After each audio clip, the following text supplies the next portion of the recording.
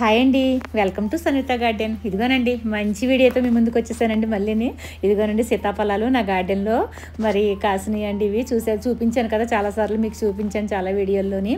మరి ఈ కాయలు అయితే ఒకే సైజులో వచ్చినాయి అనేసి ఒక డజన్ కాయలు ఉంటే కోసామన్నమాట. ఒక 3 days ఉంటే చాలండి, ముగ్గిపోతాయి అన్నమాట పేపర్ వేసి పెడితేనే. ఈ చెట్టు అయితే నేను వేయలేదు, నేను పాటలు వేసింది కాదు, ఇది కిందేనండి. ఇది పడి మొలిచిందండి. ప్రతి సంవత్సరం మీకు చూపిస్తున్నాను నేను హార్వెస్ట్లు. మరి ఆ చెట్టు నుంచే కోసుకున్నాను అనమాట. ఇది ఎందుకంటే ఇంత హ్యాపీగా ఎందుకు చూపిస్తున్నామంటే మన గార్డెన్లో మన చేతులతో పెంచుకున్న చెట్లు అండి ఇవి. ఎక్కడా కూడా ద్రావకాల్లో అవి కాయలు ముంచినవి కాదు, ఎక్కడా కూడా మరి మందులు కొట్టినది కాదండి. మరి ఆర్గానిక్గా మరి ప్రతి వీడియో కూడా మీకు మేము చూపించేదంతా కూడా రియల్గా మీరు మన చేతులతోటి మనం పండించుకున్నదే మీకు చూపిస్తున్నాను అనమాట. మరి మీరు కూడా పండించుకోవాలి, ప్రతిదీని పళ్ళే కాదు కూరగాయలే కాదు అన్నీ మీరు పండించుకోవాలనే ఒక ఆశతోటి మీకు నేను చూపిస్తున్నాను అనమాట.